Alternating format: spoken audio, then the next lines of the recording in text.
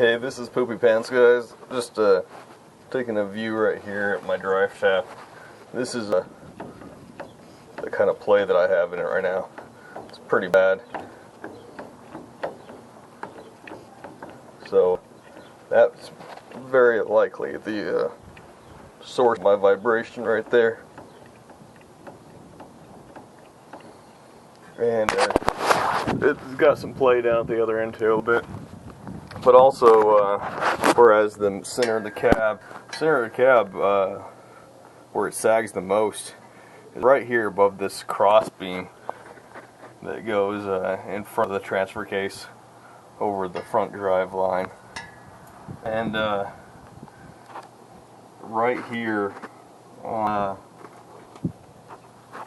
actually no, it's actually the cross beam behind the drive, or behind the transfer case. I was too busy focusing on the viewfinder.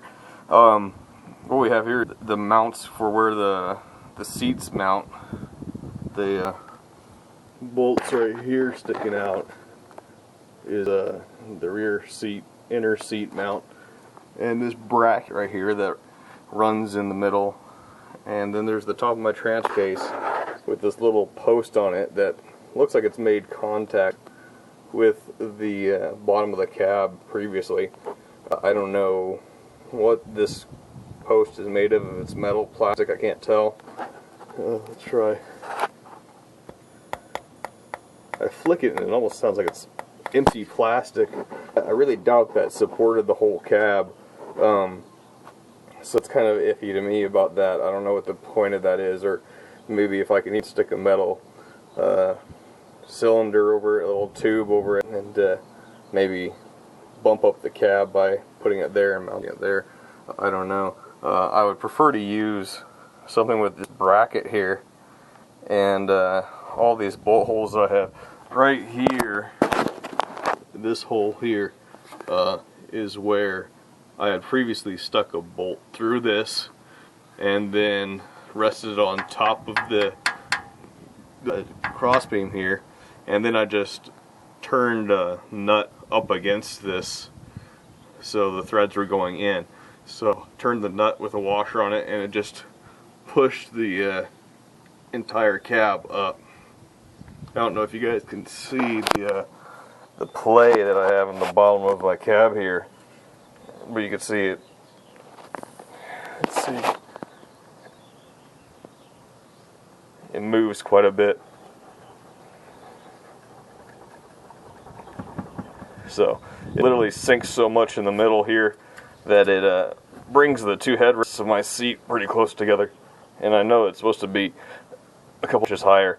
I almost wonder if the non-lifted trucks rest on the bottom of these stops here, and that's why it's angled out for this bolt hole, whatever that bolt hole goes to. I don't know. I wonder if the stop rests on top normally, and if there's some way to maybe mount it through here onto the top of this, or from the same right here. I mean, the mounts on the outside look pretty good.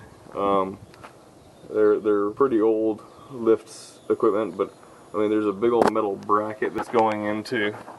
It's got this whole bracket around it that's supporting that section. And so, I mean, it's not even right against the cab. It's got a bracket between it and the cab. And that bracket comes a good 4 or 5 inches into the bottom of the cab there.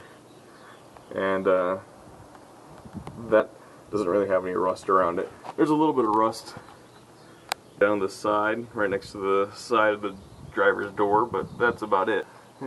The other mount is the same, with a good sized bracket coming in on the cab, so it's not sinking from the outside mounts. It's sinking dead in the middle, and I'm pretty damn sure there's supposed to be some sort of support here normally, and I'm wondering what I can do to fabricate some kind of permanent